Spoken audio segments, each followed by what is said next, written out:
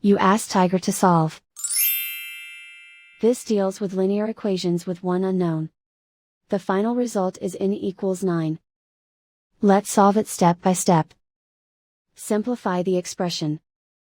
Multiply the fractions. Expand the parentheses. Simplify the arithmetic. Break up the fraction. Group all constants on the right side of the equation. Subtract 9/4 from both sides. Combine the fractions. Combine the numerators. Reduce the zero numerator. Simplify the arithmetic.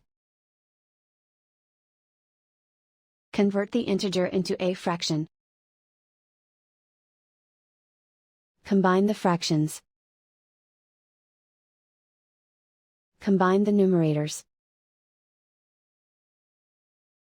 Isolate the n. Multiply both sides by inverse fraction 4/3. Group like terms. Multiply the coefficients. Simplify the fraction. Multiply the fractions. Simplify the arithmetic.